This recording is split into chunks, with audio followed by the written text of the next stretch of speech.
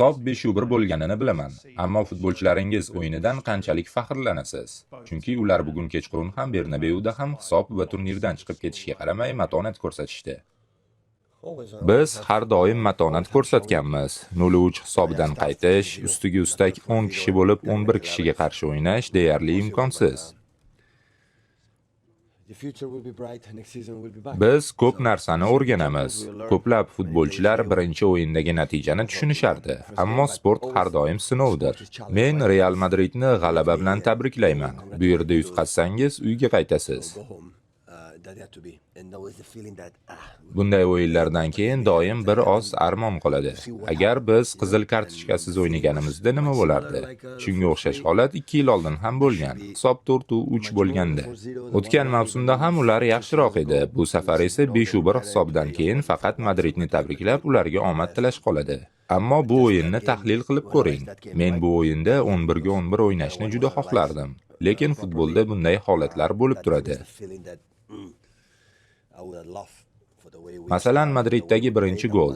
Real bu siz xato qilsangiz darhol jazolaydigan ajoyib jamoa.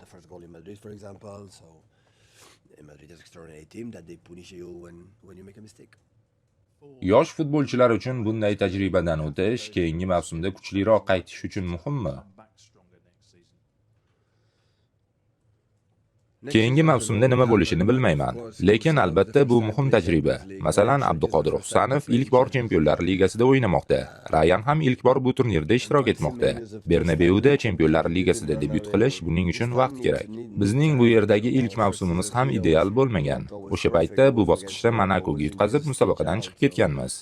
Hozir jamoamizda ko'plab yangi futbolchilar bor, lekin men ko'plab ijobiy jihatlarini ko'rdim.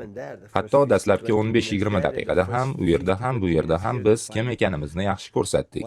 Ammo o'tkazib yuborilgan gollardan keyin, ayniqsa Bernabeudagi emotsiyalar fonida o'ynash doim qiyin bo'ladi. Shunga qaramay, men doim shunday dedim. 0-3 qiyin, deyarli imkonsiz, lekin keling urinib ko'raylik. Va biz harakat qildik. Hatto ular penalti tepganida ham, agar o'yin 11-11 davom etganida nima bo'lishini bilmayman. Lekin hisob 5-1. Yana bir bor Real Madridni tabriklayman va oldinga qarab harakat qilamiz.